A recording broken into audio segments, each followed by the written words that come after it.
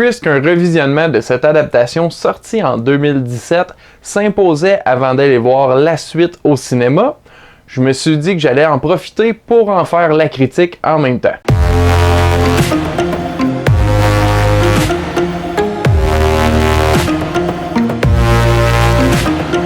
Bonjour et bienvenue à Chuck B Critique.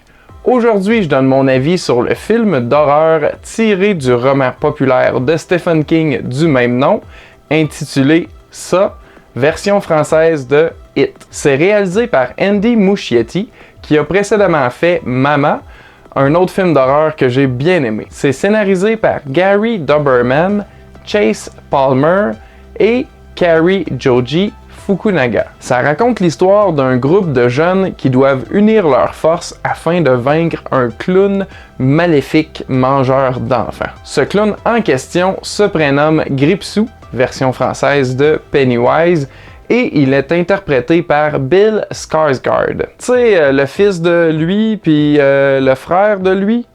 Ouais, lui.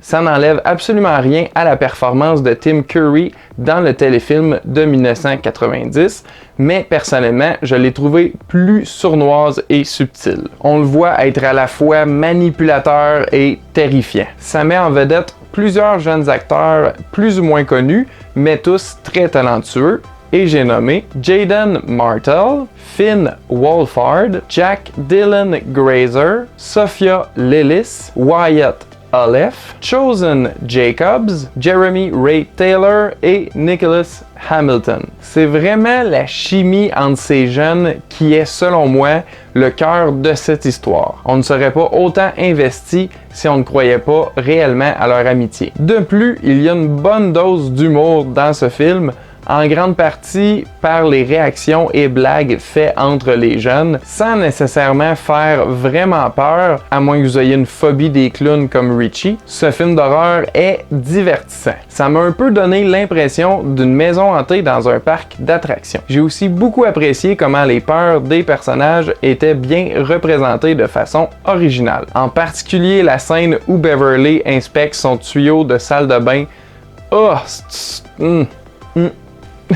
J'ai aussi remarqué des petits détails lugubres que je n'avais pas remarqué au premier visionnement, comme par exemple lors d'une scène dans la bibliothèque où une dame sourit de façon sinistre en arrière-plan. Je dis donc bravo au réalisateur de ce film pour ce souci du détail efficace. Étant un fan de Stephen King depuis tout jeune, j'ai trouvé que c'était une des meilleures adaptations et aussi dans mes préférés. On avait vraiment l'impression d'être dans la petite ville de Derry, dans le Maine, le temps d'un été en 1989. J'ai aussi apprécié deux petits clins d'œil rapides à un élément important du livre, c'est-à-dire une tortue magique. Il y a une scène où ils se baignent tous ensemble dans un réservoir en sous-vêtements blancs. La scène est comique, mais à cet âge-là, j'aurais jamais fait ça, peine trop gêné. Donc, en résumé, c'est un très bon film d'épouvante qui ressemble un peu à un mélange de Stand By Me et A Nightmare on Elm Street 3 Dream Warriors. Lorsque je l'ai vu au cinéma pour la première fois, je l'ai adoré, mais maintenant que je le revisite 2 ans plus tard, je le trouve encore toujours aussi bon, même sans l'effet de nouveauté ou de surprise. Je le recommande donc aux fans de films d'horreur et de Stephen King, mais aussi aux non-initiés de ces deux éléments. Donc ma note pour ça, version française de It, est de 4 gars qui connaissent rien sur 5.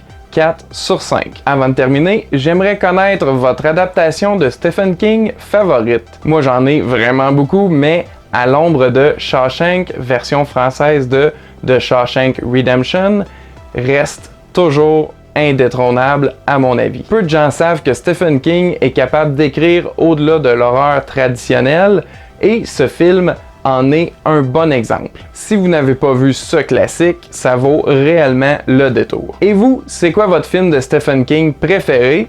Avez-vous vu ça? Qu'en pensez-vous? Répondez-moi dans les commentaires ci-dessous. Merci d'encourager la chaîne en vous y abonnant sur Facebook et YouTube, et aussi en aimant et partageant nos épisodes du podcast et les critiques. Merci d'avoir écouté, à la prochaine!